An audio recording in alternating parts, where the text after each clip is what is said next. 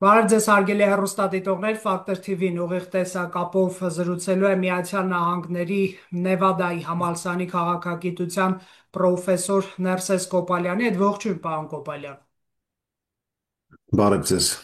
Պարոն Կոպալյան, Հայաստանի եւ Ադրբեջանի ղեկավարները մասնակցեցին Շարմ el-Շեյխում, Եգիպտոսում Միացյալ Նահանգների հրավիրած Գազայի հարցով խաղաղության կոնֆերանսին, մինչ դետալներին անցնելը, ինչով էր պայմանավորված վարչապետ Նիկոլ Փաշինյանի եւ Իլհամ Ալիևի ներկայությունը Եգիպտոսում, չէ՞ որ նրանք իրականում ոչ մի կապ չունեն ոչ Գազայի, ոչ Իսրայելի միջև պատերազմի կասեցման հարցի հետ։ Եթե յուրաքանչյուրը հետևում է այս իրադարձությունը, գիտեմ, որ Թրամփի վարչակազմը ահագին աշխատանք եւ ջանք թափեց, որ այս Գազայի զինադադարը իրականացվի եւ այս ամբողջ իր այնտեղի խաղաղության գործընթացը սկսի առաջադիմել։ Այդ առումով, երբ որ որոշեցին Շարմ el-Շեյխում կազմակերպել այս միջոցառումը, Թրամփի վարչակազմը որոշեց, որ այն երկիրները, որ տարածաշրջանում կարևոր դերակատարներ են, այսինքն կարևոր դերակատար են եւ այն երկիրները, ովքեր որ Թրամփի վարչակազմը կարևոր կառուցողական դեր է տարել, որ խաղաղություն ապահովի այդ երկրների մեջ, իրենք հրավիրված էին, այսպես որ կարող ենք ասենք խաղաղության գագաթնաժողովին։ Այդ տեսանկյունից Հայաստանի եւ Ադրբեջանի ներկայությունը այս միջոցառմանը հիմնված էր այդ տրամաբանության վրա։ State Department-ը ուզում էր, որ սա լիներ ոչ թե միայն Իսրայելի եւ Պալեստինցիների Գազայի խնդիրը, այլ ամբողջ այն արաբական երկիրները եւ ամբողջ այն երկիրները, որ իսկապես Միացյալ Նահանգները հաճախ աշխատանք է տարել, որ խաղաղություն ապահովի եւ կարգավորի հարաբերություններ այդ երկրների մեջ, իրենք հրավիրված էին։ Այսինքն կարող ենք հասկանանք, բանը, եւ ակնհայտ է Միացյալ Նահանգների մոտեցումից, որ Հայաստան եւ Ադրբեջանը հրավիրված էին հիմնված այդ տրամաբանության վրա։ Շատ լավ, ես հասկացա, տեսեք, այն բանից հետո, երբ նախագահ Թրամփը իր հանրային բանավոր խոսքում շփոթում է Ադրբեջանի եւ Հայաստանի անունները, ասենք չի հիշում վարչապետի անունը, ասում է ուրիշ տղան կամ երբ Ալիևին հարցնում է որտեղ է քո համերկրացին եւ այլն, Հայաստանում հատկապես ընդդիմադիր շրջանակներում որոշակի թերահավատություն է արտահայտվում նախագահ Թրամփի պես ասենք, այս հարցին լուրջ մոտենալու հարցի վերաբերյալ, որ սա նրա համար կարևոր ռեգիոն չի, լուրջ չի վերաբերվում այս process-ին, ինչ մնաց խաղաղություն երաշխավորի այս երկու ժողովուրդների միջև, արդյոք այդպես չէ, պարոն Կոպալյան։ Նայեք, սա շատ զարմանալի տրամաբանություն է, ցավոք սրտի ցույց է տալի, որ այդ քաղաքագետներն, ովքեր են ընդդիմությունն, որ քննարկում են այս թեմաները, իրենք բնականաբար ինտելեկտուալ աղքատության խնդիր ունեն։ Եվ երբ որ նայում ենք այս խնդիրը,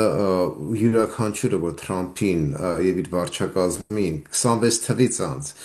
հետևել է, սա նորմալ է Թրամփի համար։ Ինքը մոռանում է իր վարչակազմի անդամների անունները։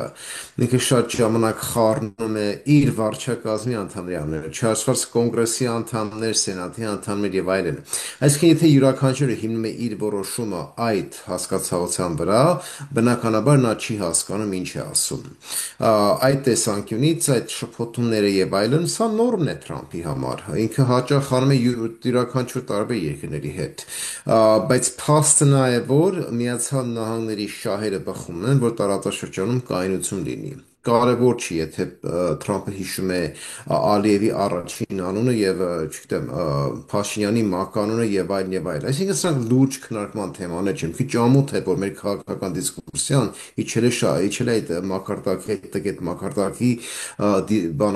բանավեճեր դիսկուրսիայի։ Փաստը նա է, որ Միացյալ Նահանգների շահերը ոնց որ նշեցի, բխում է, որ տարածաշրջանում լինի կայունություն, բխում է, որ այս կոմերցիալ, այս տնտեսական, այս տրանզիտ ճանապարհը իրականացվի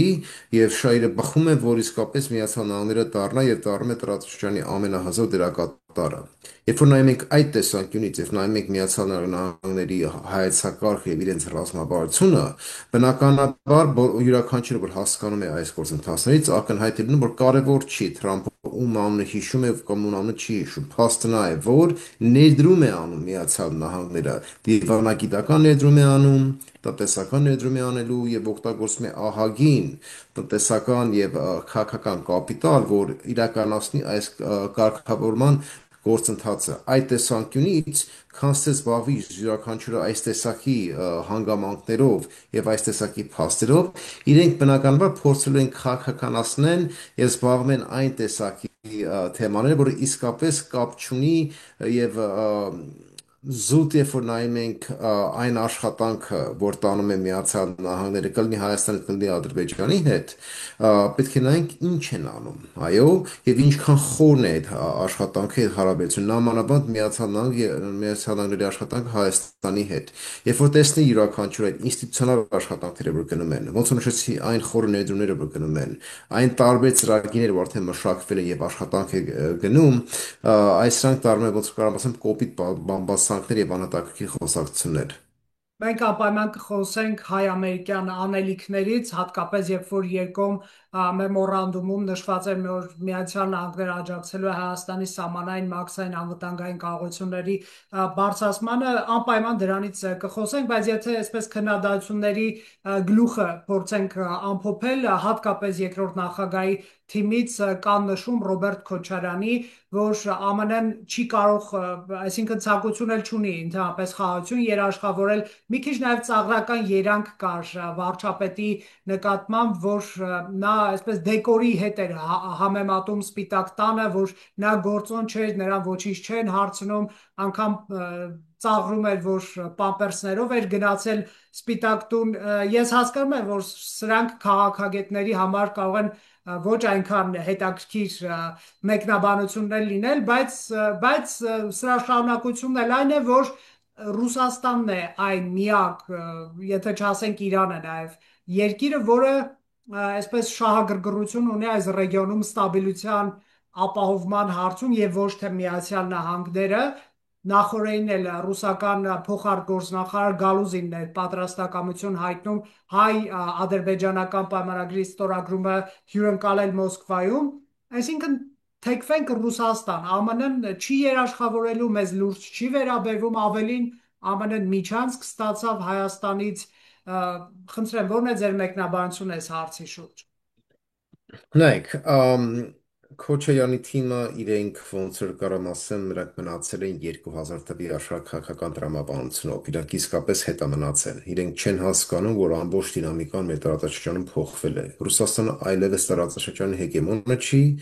Ռուսաստանը ազդեցիկ դերակատարը չի, այդ առումով եթե իրենք շարունակում են հիմնեն իրենց ամբողջ արտաքին եւ անվտանգության քաղաքականությունը Ռուսաստանի վրա եւ հույսով են, որ այդ կախվածության համակարգը, որը մենք տեսանք փլուզվեց, որ դա լուծումն է լինելու, պարզ է, որ իրենք ոչ թե մենք կտրված են մեր ժողովրդի կամքից, այլ իրենք չեն հասկանում այս տեսակի լուրջ խնդիրները։ Նույն ժամանակ ես կուզեի նշել, որ ինչ երաշխիքների մասին ենք խոսում։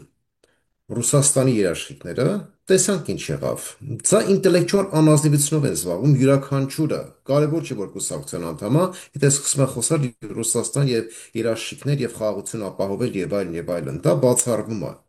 Ինչ որ վերաբերում է Միացյալ Նահանգներին,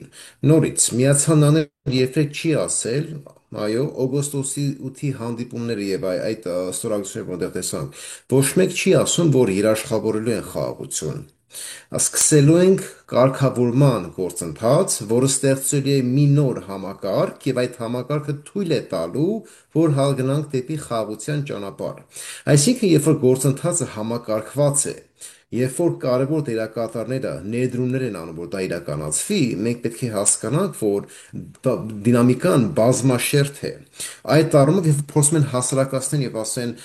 Միացյալ Նահանգները օրինակ չգիտեմ, 2 ամսում ոչ մի բան չի արել կամ 5 ամսում ոչ մի բան չի արել, իրենք շատ լավ գիտեն, որ դա իրականության հետ կապ չունի։ Այդ առումով ո՞րն է մեր հատկանիշները։ Այո, որն են չափանիշները, ոնց ենք որոշելու, ոնց ենք հասկանալու, որ կա խաղաղություն, թե չկա խաղաղություն։ Ոնց եք հասկանալու, որ այն հուշագիրները, որ Հայաստանը ստորագրեց Միացյալ Նահանգների հետ, իրականացվել են, թե չեն իրականացվելու։ Այո, եւ իսկապես կարող ենք ո՞րն է մեր չափանիշները, որի վրա մենք որոշում ենք կայացնելու, որ այս ամբողջ գործընթացը, այս կարգավորման գործընթացը, որ սկսել ենք, արդյունք է բերելու, թե ոչ։ Մենք տեսանք, որ 1-2 ամսվա մեջ արդեն աշխատանքային խումբեր են այցելել Միացյալ Նահանգներից։ Այո, այսինքն մենք տեսանք, որ Միացյալ Նահանգներում ներկայիս երկու տարբեր խումբեր են աշխատում արտաքին գործերի նախարարությունում։ Մի խումբը զբաղվում է այս ճանապարհով եւ զբաղվում է աշխարհագրական խնդիրներով, մյուս խումբը զբաղվում է այն հուշագիրերը, որ ստորագրեցինք։ Յուրաքանչյուրը, ով որ ուսումնասիրում է եւ հասկանում է Միացյալ Նահանգների ինստիտուցիաները եւ հասկանում է, որ իսկապես ռեսուրս Միացյալ Նահանգները երբեք չի հատկացնում փոքր երկրներին, բայց որ տեսնում է այսքան ռեսուրս են իրենք հատկացնում փոքր Հայաստան եւ այս ծրագրին, արդեն ակնհայտ է լինում, որ ինչ տեսակի եւ ինչ մակարդակի ներդրում է անում Միացյալ Նահանգները։ Դա մի օրինակ է, որ իսկապես առաջադիմում կա։ Երկրորդը, դուք մի քիչ առաջ նշեցիք, սիրով խոսանք այդ հարցի շուրջ, Մաքսատան եւ մեր սահմանների հետ կապված այն գումարները, որ Միացյալ Նահանգները միանգամից 145 միլիոնը հատկացրեց։ Այո, որտեղ տրամաբանությունը հետեւյալն է. ոնց կարող ենք խոսանք Հայաստանի ինքնիշխանության մասին, ոնց կարող ենք խոսանք Հայաստանի կարողության զարգացման մասին, յուրաքանչյուր երկրի մասին, երբ որ այդ երկիրը չի կարող պահպանի եւ հսկի իր սահմանները։ Այսինքն դու չես կարող լինես ինքնիշխան երկիր, բայց այլ երկիր տևական հսկի եւ ապահովի քո սահմանները։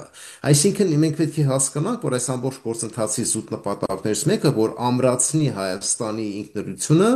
այո, Հայաստանի դիմակայունությունը եւ բնականաբար դա թույլ է տալու, որ Հայաստանը ավելի ինքնիշխան դառնա։ Տեսեք, Նույնիսկ ձեր այդ այո, այո, այո, կներեք, ձեր այդ մեկնաբանության դեմ այս հակափաստարկը կա, որ ԱՄՆ-ն նախ իր շահերի համար այդ 147 միլիոն դոլարը տալիս մեր գեղեցիկ աչքերի համար չի, եւ որ նրանք խլում են Հայաստանի ինքնիշխանությունը մեզնից վերցնելով այդ միջանցքը եւ օրինակ նույն Քոչարյանի թերահավատությունը գալիս է այնտեղից, որ մենք այնքան փոքր պետություն ենք, այդ թվում այս իշխանությունները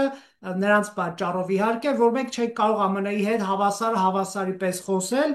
եւ երբ որ գնանք օրինակ բանակցությունների Թրամփի ուղու դետալների շուրջ, օրինակ փայաբաժինները, մաքսային տրանզիտային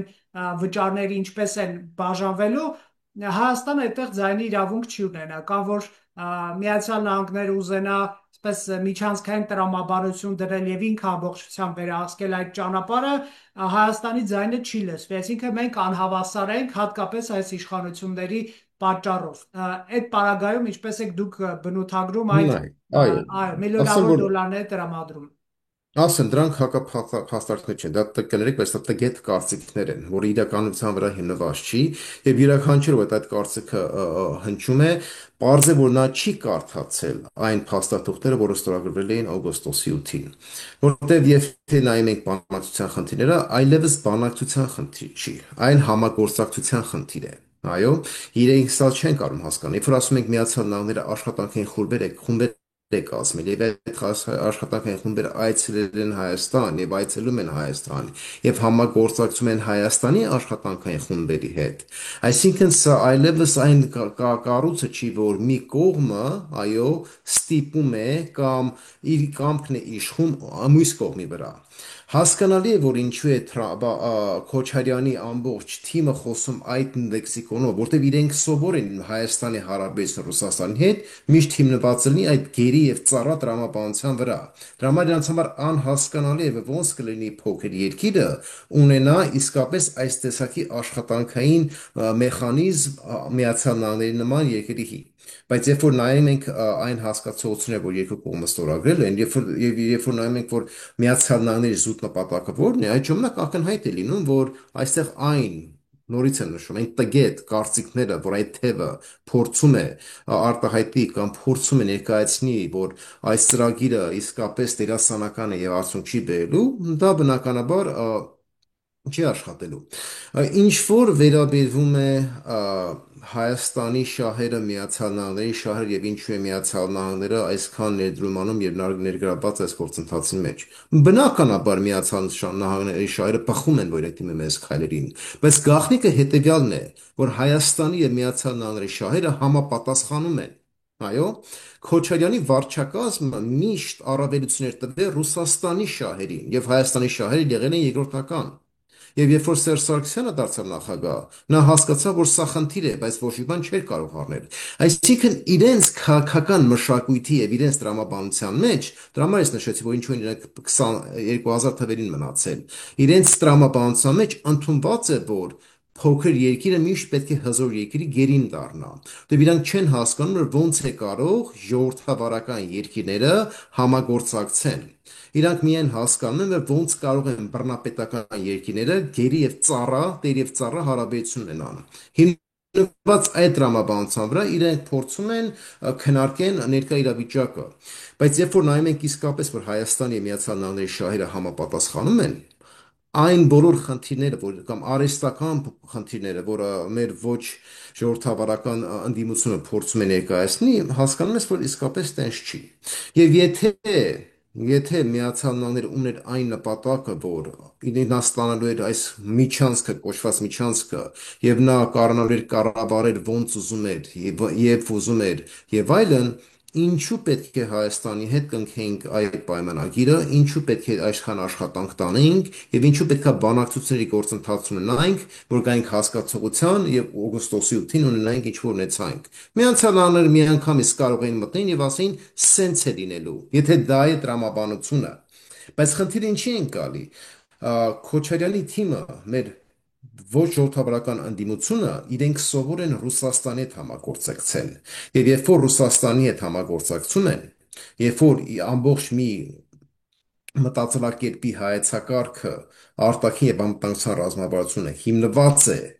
այդ հասկացության վրա, որ պետք է գտնվես կախվածության համակարգի մեջ, պետք է ծառայես հզոր երկրի շահերը, պետք է քո երկիր եւ քո ինքնիշխանությունը երկրորդական լինեն։ Երբ որ յուրաքանչյուրը գալիս է այդ մտածելակերպից, բնականաբար իրանք չեն կարողանալու հասկանան մենք ինչ արեցինք օգոստոսի 8-ին, բայց երբ որ նայում ենք իրականությունը, երբ որ նայում ենք աշխատանքային խումբերը եւ ինչ ձև են աշխատում, երբ որ նայում ենք պայմանագիրները, որ կնքվում են, բնականաբար տեսնում ենք, որ այն բաները, որ իրենք փորձում են ասեն, եւ այն բաները, այն իրադարձությունները, որ մենք տեսնում ենք, այնտեղ բնականաբար մեկը մյուսի հետ չի խոսում։ Դրա համար նշեցի, որ իրենք ոչ թե ներկայացնեն փաստեր, այլ իրենք փորձում են կառուցեն մի արհեստական ոչ ճիշտ նարատիվ, որ շեղեն խոսակցությունը եւ սկսեն խնդիրներ ստեղծել։ Բայց երբ որ նայում ենք իսկապես ինչ է կատարվում, այո, այն աշխատանքը, որ Միացյալ Նահանգները տանում է, բնականաբար երկու երկրների շահերը բխում են, դրա համար երկու երկրները համագործակցում են իրար հետ, որ հասնեն իրենց նպատակներին։ Իհարկե, մենք օբյեկտիվ գտնվելու պարագայում պետք է հիշենք, որ Հայաստանը մշտապես խնդիր է ունեցել սահմանային, մաքսային, նաև անվտանգության, այսպես ենթակառուցվածքների, այն պարագայում, երբ որ Հայաստանի Թուրքիայի եւ Իրանի հետ սահմանները ռուսական սահմանապահներն է վերահսկել, այս պետությունը ընդհանրապես խնդիր չի էլ դրել նման հսկայածավալ կարողություններով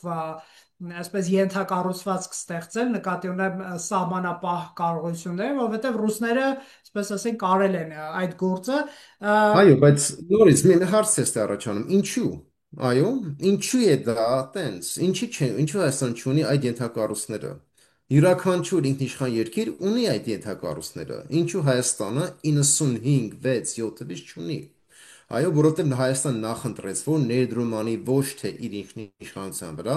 այլ ներդրում անի եւ գտնվի Ռուսաստանի անվտանգության համակարգի մեջ։ Այսինքն այդ կախվածության մոդելը, որ ստեղծվեց 90 թվերին եւ շարունակվեց մինչեւ 2022 թիվը, երբ որ շրջադարձարեցին դեպի արևմուտք, այո, մինչեւ դա լինելը բնականաբար Հայաստանը ոչ մի ենթակառույց չուներ։ Ինչին են գալի։ Պատճառը պետք է հասկանանք, որ ինչու չենք ունեցել, եւ պետքա պատճառը հասկանանք, որ ինչու պետք է սկսենք կառուցել։ Այո, ասելով, որ չենք ունեցել դրա համար դա ընդունելի է, դա բնականաբար ընդունելի չի։ Այո, դրա համար մենք ունենում ենք այն խնդիրները, որ ունենում ենք։ Գալիս ենք որ հասկացողությանը, որ կա հիմա ներկայիս անցյալում ինչ աղել կամ չի եղել, դա երկրորդական է։ Հայաստանի Հանրապետությանը պետք է այն կարողությունը, պետք է կառուցել լայն ենթակառուցները եւ աշխատանքը պետք է գնա դեպի դրան եւ Միացյալ Նահանգները բնականաբար օգնելու է, որովհետեւ եթե մենք խոսում ենք, իրականացնենք այս բոլոր ծրագիրները, որը որ մենք քննարկում ենք, Հայաստանը պետք է կարողանա հսկի եւ կառավարի իր սահմանները։ Եվ ասեմ, այս նույն խնդիրը մենք ունեցենք Եվրոպական միության հետ։ Այո, այն բանակցությունները, որ ունենում էին երկար ժամանակ վիզաների հետ կապված եւ այլն, Եվրոպական միության համար առաջին խնդիրը հետեւյալն էր, որ դուք չեք կարող կառավարեք, դուք չեք հսկում ձեր սահմանները։ Դա մեր համար խնդիր է։ Այո, այսինքն սա նոր խնդրեմ չի։ Այո, դրա մեջ մենք ազնիվ ձև ենք սա քննարկելու, պետք է հասկանանք, որ խնդրեմը սկսեց Լևոն Պետրոսյանից, շարունակվեց Քոչյանի վարչակազմից եւ բնականաբար Սերժ Սարգսյանի վարչակազմի ժամանակ արդեն այնտեղ կարողություն չկար եւ ամբողջովին Հայաստանը ծառայում էր Ռուսաստանի շահերին։ Դա համար նոր Հայաստանը պետք է ձեռք բերի եւ կառուցի այս ենթակառույցները, որովհետեւ երկրի շահերը եւ երկրի ինքնիշխանությունը բխում է։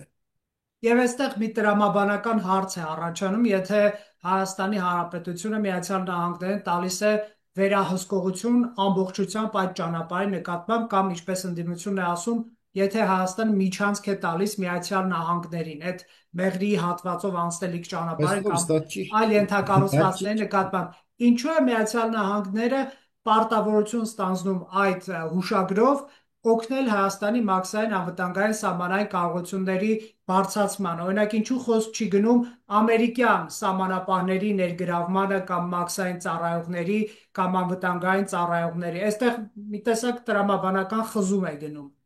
Եթե չէ, ամերիկացիները պետք սա է վերահսկեն, ինչու նրանց կոնտինգենտը, ասենք, չի քննարկվում, երբ պետք է գան Հայաստան, սահմանապահ կոնտինգենտ կամ մաքսավոր կամ անվտանգային առավելևս։ այստեղ տրամաբանական խզում չկա, այստեղ ցույց է տալի, որ յուրաքանչյուր օր փորձում է այդ տրամաբանությունը օգտագործի, իրենք չեն հասկանում Միացյալ Նահանգների արտաքին քաղաքականությունը եւ ոնց է Միացյալ Նահանգները աշխատում։ Միացյալ Նահանգները սիրում է շատ քիչ ռեսուրս օգտագործել, բայց դիվիդենդներ քաղել։ Այո, հիմա երբ որ մենք խոսում ենք այս ճանապարհի վերահսկողության մասին, Միացյալ Նահանգները չեն վերահսկելու։ Սա փաստ է, տենց չի։ Այո, Հայաստանի Հանրապետությունը եւ Միացյալ Նահանգները իրար հետ որոշում են կայացնելու, որ ոնց է լինելու վերահսկման մեխանիզմները, բայց վերահսկումը հիմնված է լինելու Հայաստանի Հանրապետության օրենքների եւ սահմանադրության վրա։ Այդ առումով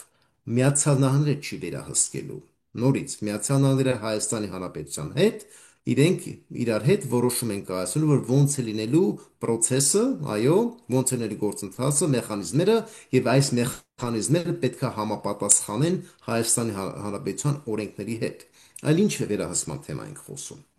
Երկրորդը, Միացյալ Նահանգները, այսինքն երբ որ մենք խոսում ենք սահմանապահ զորքերի մասին եւ այլն,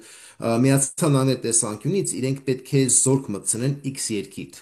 Այո, եթե դրա մասին ենք խոսում, դա Միացյալ Նահանգների համար լուրջ խնդիր է, որովհետև դա պահանջում է ահագին ռեսուրս, դա պահանջում է ամբողջ իրենց ռազմավարությունը փոխել եւ բնականաբար իրենց շահերը չեն բխում, որ իրենք ամեն տեղ զորք ունենան։ Եթե իրենք կարողանան խնդիրները լուծեն առանց զորք օգտագործելու եւ առանց այդ ռազմավարությունը կիրառելու։ Երրորդը Միացյալ Նահանգները շատ ազնիվ ձևի մոտիկացան այս հարցի շուրջ եւ շատ պրագմատիկ ձև։ Իրենք հասկացան, որ եթե իրանք իսկապես զորք մտցնեին Հայաստան, կամ այսինքն այս բանակցությունների ժամանակ առաջարկեին, իրենք շատ լավ գիտեն, որ Հայաստանի Հանրապետությունը խնդիրներ ունենալու Իրանի հետ։ Եվ Միացյալ Նահանգները մոտեցան այս հարցի շուրջ շատ կառուցողական ձևի։ Եվ իրենք հասկացան, որ պատճառ չունեն այո, Իրանի հետ խնդիրներ ստեղծել, որը կարող է խոչընդոտի եւ լուրջ խնդիրներ ստեղծի ամբողջ այս ծրագիրը իրականացնելու հետ կապված։ Այդ առումով Միացյալ Նահանգները լուծում գտավ, որը ավելի համապատասխան է համ իրենց շահերի հետ, համ է Հայաստանի շահերի հետ։ Հայաստանի Հանրապետության օրենքներն է վերահսկելու եւ Հայաստանի եւ Միացյալ Նահանգները կորոշեն այն մեխանիզմները, որն է։ Այդ առումով նայում ենք այդ տեսանկյունից, այստեղ տրամաբանական հակասություն չկա, այլ յուրաքանչյուրը փորձում է հակասություն գտնի, իրենք չեն հասկանում Միացյալ Նահանգների մոտեցումը։ Այդ տրամաբանությամբ Միացյալ Նահանգները յուրաքանչյուր պահին, եթե շանսը լինում է զորք է մտցնելու, դա բացառվում է։ Հակառակն է, Ռուսաստանը Միացյալ Նահանգները խուսափում է Աֆղանստանից, տեսանք իրենք զորքերը հետ կանչեցին, Իրաքից հետ կանչեցին, Սուրիայից են հիմա հետ կանչում։ Միացյալ Նահանգների արտաքին քաղաքականությունը այս առումով տարբերվում է ուրիշ երկրներից։ Շատ լավ, Միացյալ Նահանգների կոնգրեսում շրջանառվում է խաղաղության արգ կոչվող նախագիծը, որը ենթադրում է պատժամիջոցներ Իլհամ Ալիևի ընտանիքի նրա նկատմամբ, եթե Ադրբեջանը հրաժարվի օգոստոսի 8-ի համաձայնությունների կատարումից դա վերաբերում է թե նախաստորագրված խաղացան համաձայնագրից հետ կանգնելը, թե Թրամփի ուղու այսպես ձախողումից կխնդրեմ պատմեք նախաձեռնության հեղինակները ովքեր են,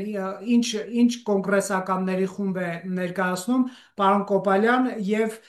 ինչ նպատակ ունի այս նախաձեռնությունը։ Ես գիտեմ, որ ԱՄՆ հայդատի գրասենյակը որոշակի վերապահումներ ունի, նրանք կարծում են, որ ավելի կոշտ պետք է այս նախաձեռնությունը լինի, ինչպես է գնահատում նաև այս դիրքորոշումը։ Ասեմ, այս Peace Act-ը, ոնց որ կոչվում է, դա մոտորապես մենք սկսեցինք գրել եւ մշակել 9 ամիս առաջ։ Եվ ահագին աշխատանք տարանք Թրամփի վարչակազմի հետ եւ State Department-ի հետ, որ հասկանանք վարչակազմի համար ընդունելի է լինելու, թե ընդունելի չի լինելու։ Նայեք, դասական լոբիինգ կառույցները, որ ունենք Սփյուռքում, այո, կլինի, ասենք լավ, հայդատի գրասենյակ ենք ասում, բայց ազնիվորեն սա դաշնակցության թևն է։ Իրենց ամբողջ նպատակը, որ իրենք զբաղվեն դերասանական եւ արհեստական ռոպագանդայով, բայց 30-40 տարի իրենք մի հատ օրենք չեն անցկացրել, որը իսկապես Հայաստանի շահերին օգտակար է եղել։ Իրենք ոչ մի բան չեն անցկացրել։ Այդ առումով պետք է հասկանանք այն թեմաները, որ իրենք քննարկում են եւ այն արհեստական նարատիվները իրենք ստեղծում են եւ իսկապես այն բաները, որ իրականացվել է։ Եվ իրենց կողմից ոչ մի բան չի իրականացվել մինչեւ այսօր։ Հիմա այս օրենքը, որ փորձում ենք մենք անցկացնել, ոնց որ նշեցի, մոտավորապես 9 ամիս այս օրենքի վրա մենք աշխատում ենք։ Հեղինակներից մեկը ես եմ, բայց գլխավոր կազմակերպությունը, որ աշխատել է այս ծրագրի վրա, դա Global Arm կազմակերպությունն է, որը իսկապես արտգործնախարարության հետ, անվտանգության խորհրդի հետ տևական քննարկումներ ենք մենք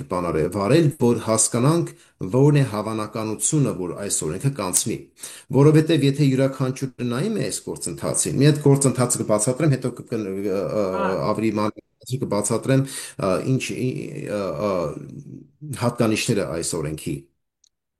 Յուրաքանչյուր օրենքի առաջարկում, որ մտցնում են կոնգրես, եթե վարչակազմը, Թրամփի վարչակազմը ներկապահին կողմ չի, ոչ մի ռեպուբլիկան չի զբաղվելու այս հարցի շուրջ։ Եվ երբ որ տեսնում ենք, որ ռեպուբլիկաները, հանրապետականները կազմում են մեծամասնություն,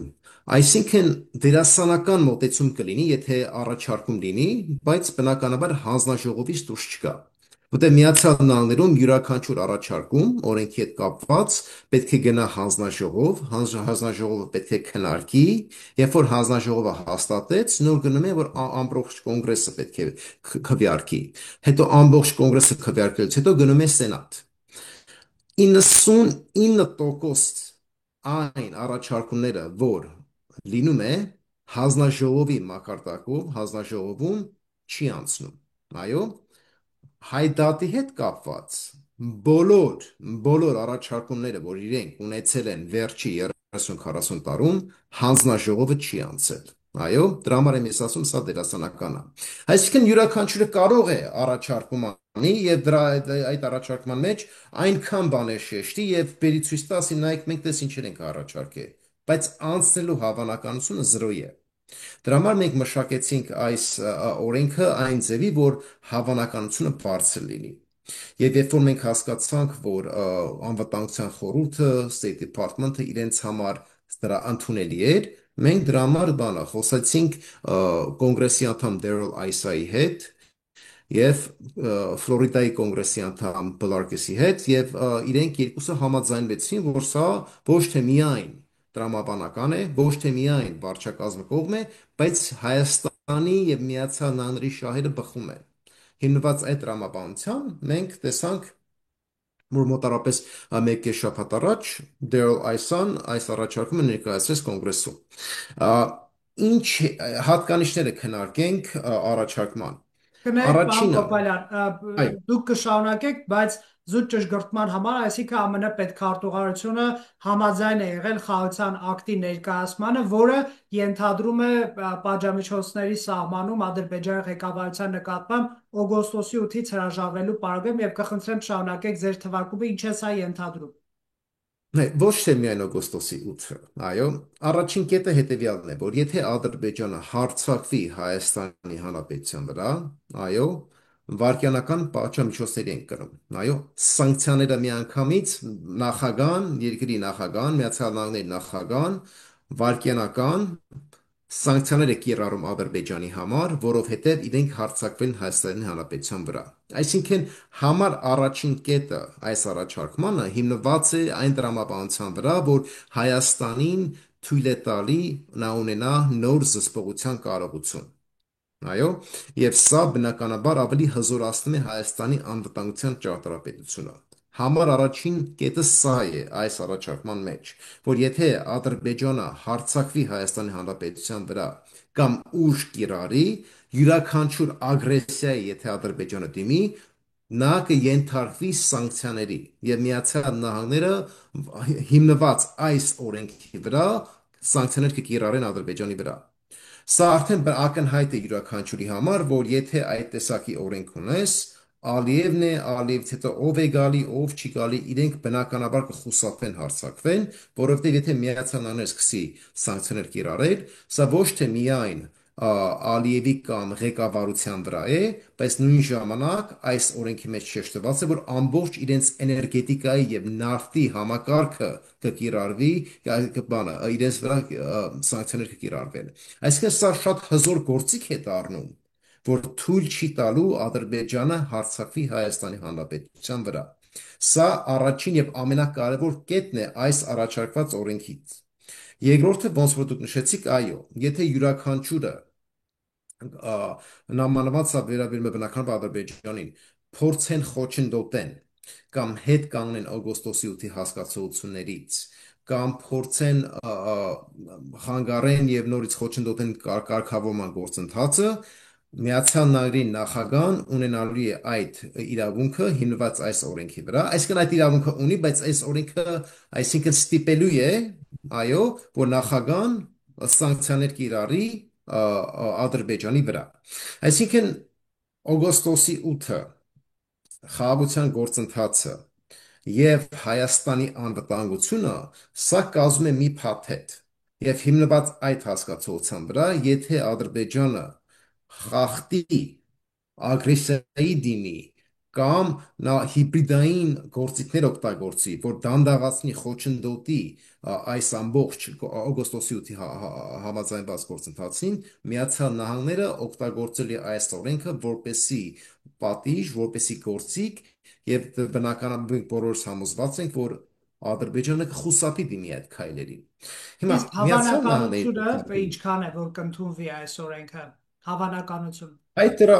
այո, ես ներկայիս թիվ չեմ կարող ասել, որտեղ դրա հետ կապված ներկայիս ստատիստիկայի մոդելներ չունենք, բայց համատական առումով, եթե նորից եմ ասում, եթե անցյալում հայկական կազմակերպությունները այս տեսակի առաջարկներ ունեցել, իրենք երբեք չեն քննարկել արտգործնախարարության հետ, անվտանգության խորհրդի հետ, իրանք մենակ խոսացել են տարբեր կոնգրեսի անդամների հետ եւ տեսել են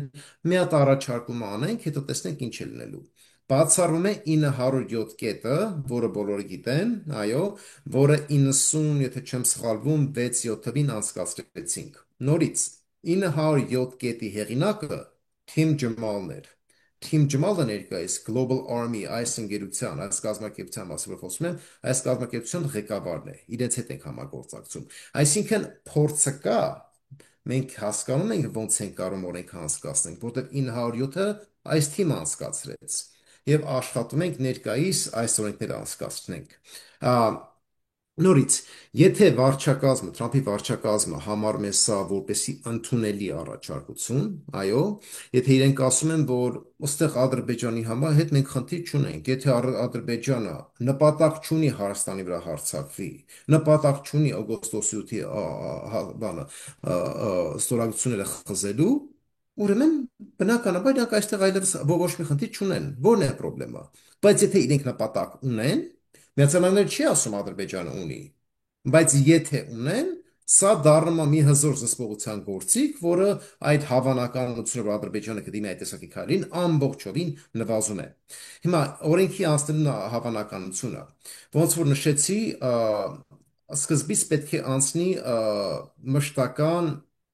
արտաքին գործերի հանձնաժողովի միջով, որը գտնվում է կոնգրեսում։ Հավանականություն անցյալը բարձր է, որովհետև մեծամասնություն այս հանձնաժողովի ռեպուբլիկաներ են, եւ երբ որ State Department-ը եւ Սպիտակ տունը կողմ է մի բանի, արդեն բոլորի համար ակնհայտ է, որ այս կոնգրեսը ոնց է քվեարկում։ Դա առաջինն է։ Հանձնաժողովից երբ որ անցնի, երբ որ գնա լայն քվեարկման, ոչ թե այդ ժամանակ միայն ռեպուբլիկաների ձայնը լինելու, բայց բազմաթիվ դեմոկրատներ կան, որ երկար ժամանակ համագործակցել են հայերի հետ։ Իրենց համար Հայաստանի շահերը շատ կարևոր են եւ իրանց համար էլ է սա շատ տրամապարական։ Նայեք, ANC-ը անկան այդ հայդատի գրասենյակը դաշնակների այս թեյվի մասին, որ խոսում ենք, իրենք փորձում են սա քաղաքականացնել։ Այո, բայց Միացյալ Նահանգներում սա քաղաքականացված քաղաքական խնդիր չի։ Կլինի դեմոկրատ, կլինի ռեպուբլիկան, երկու կողմի ասում են, որ մեր երկրի շահերը բխում են, որ այս տեսակի գործիքներ ունենանք, մեր երկրի շահերը բխում են, որ օգոստոսի 8-ի հասկացությունները, ստորագրությունները իրականացվի, եւ Միացյալ Նահանգների շահերը բխում են, որ Հարավային Կովկասում կայունություն եւ խաղաղություն լինի։ Այդ տեսանկյունից եթե սա դեմոկրատ եւ ռեպուբլիկան խնդիր չի, այո, կուսակցական խնդիր չի, քաղաքականացված խնդիր չի, անցնելու հավանականությունը շատ բարձր է։ Պարոն Կոպալյան, շնորհակալություն այս հարցազրույցի համար։ Մենք անպայման կհետևենք այս գործընթացներին։ Շնորհակալ եմ հրավերքի համար։ Հարգելի հեռուստադիտողներ, Factor TV-ն ուղիղ տեսակապով զրուցում էր Միացյալ Նահանգների Նևադայի համալսարանի քաղաքագիտության պրոֆեսոր Ներսես Կոպալյանի հետ։